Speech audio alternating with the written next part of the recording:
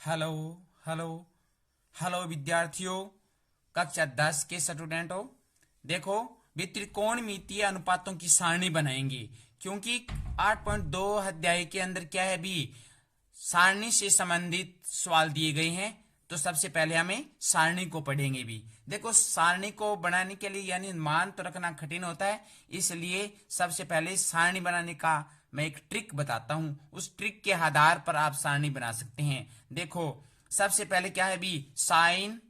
देखो, sine cos tan cosec sec cot, यानी sine cos tan ये तीन है।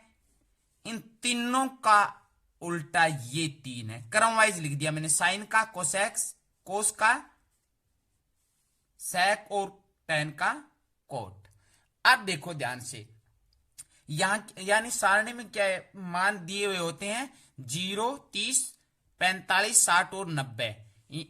यानी 1, 2, 3, 4, 5 पांचों का मान दिया हुआ होता है और नहीं भी इसमें। ठीक है, तो डब्बा बनाते हैं, 1, 2, 3, 4, 5 बना लेते हैं। तो अब सुविधा की दृष्टि से मैंने एक और ऊपर डब्बा बनाया, अभी याद रखना है। देखो, आपके पास कुछ रुपए भी नहीं है, यानी 0 रुपए है, तो यहां 0 लिख देते हैं। क्या लिख देते हैं? 0। फिर आपके पास रुपये का चौथा हिस्सा यानी 54 है, यानी रुपए का चौथा हिस्सा, तो 1/4।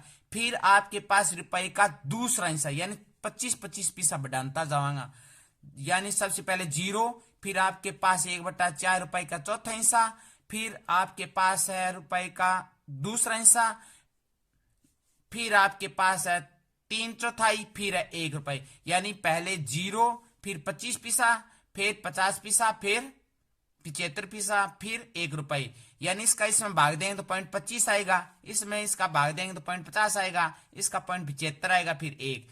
ठीक है, अब देखते हैं। अब क्या, इस पर रूट लगा देते हैं भी, रूट लगा देते हैं सभी पर। रूट हटाते हैं तो यहां क्या आएगा भी 0, पहले वाले खाने में 0। इसका रूट हटाते हैं तो 1 का रूट 1 और 4 का 2 हो जाएगा। 1 का 1 और 2 निकलता बाहर नहीं है भी, तो रूट के अंदर ही आएगी संख्या। इसमें 3 निकलती नहीं है बाहर, 3 ऊपर, और 2, 4 का 2 आ जाएगा बाहर, और 1 का 1। समझ गए विद्यार्थियों? ध्यान से देखो, बहुत ही ट्रिक बढ़िया है भी, याद रह सकती है। देखो, अब उल्टा लिख देते हैं, यहां से लिखना स्टार्ट करते हैं। यहां पर 1, उसके बाद में √3/2, उसके बाद में 1/√2, उसके बाद में 1/2, उसके बाद में 0।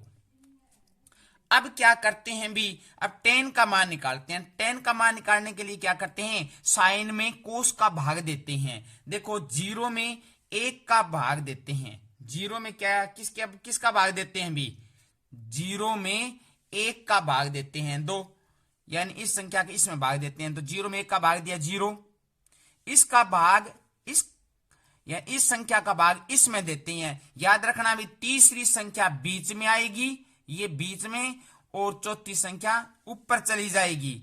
तो क्या होगा भी, 2 से 2 क्या हो जाएगा, कट जाएगा। तो कितना आएगा यहां पर, 1/√3। ठीक है नहीं? अब उसके बाद में देखो, एक समान संख्या भाग देते हैं तो कट जाएगी ये संख्या, तो यहां क्या आएगा भी, 1 आएगा। उसके बाद में देखो, इसका इसमें भाग देते हैं तो चौथी संख्या ऊपर जाएगी, और ये संख्या बीच में, तीसरी संख्या बीच में, यानी दूसरी और चौथी कटती है भी। ये देखो, यहां क्या आ जाएगा, √3। ठीक है, उसके बाद में 1 में 0 का भाग देते हैं तो अनंत आएगा। भाग देने में ये पर क्या है भी, 0, यानी 1 में 0 का भाग देने पर अनंत आएगा। यानी भाग दे तो देखो, 0 एकम 0 उबर गए 1, 0 एकम 0 सेंस बचा 1 आता नहीं है। देखो आगे, याद रखना भी, 0 में यानी 1 में 0 का भाग देने पर अंत आएगा। अब देखो, कोसेक का मान निकालते हैं। कोसेक किसका उल्टा होता है, साइन का उल्टा होता है।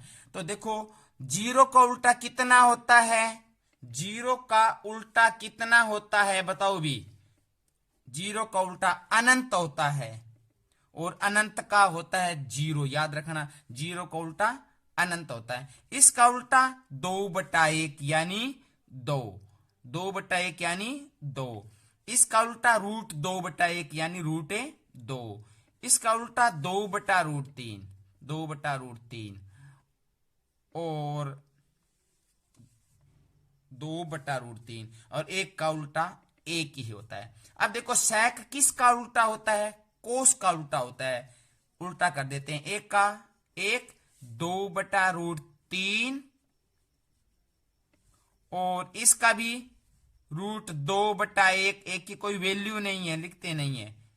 अब देखो 1/2 है तो इसका क्या हो जाएगा? 2 हो जाएगा, 2/1।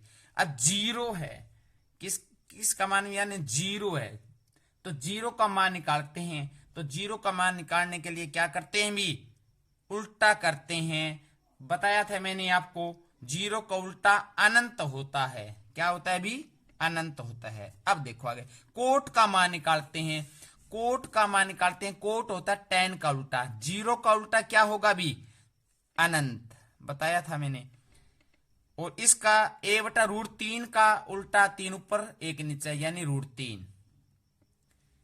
इसका 1, इसका √3 का उल्टा या बट्टा में 1 लगाते हैं, 1/√3 हो जाएगा, 1/√3 हो जाएगा। फिर क्या भी? अनंत।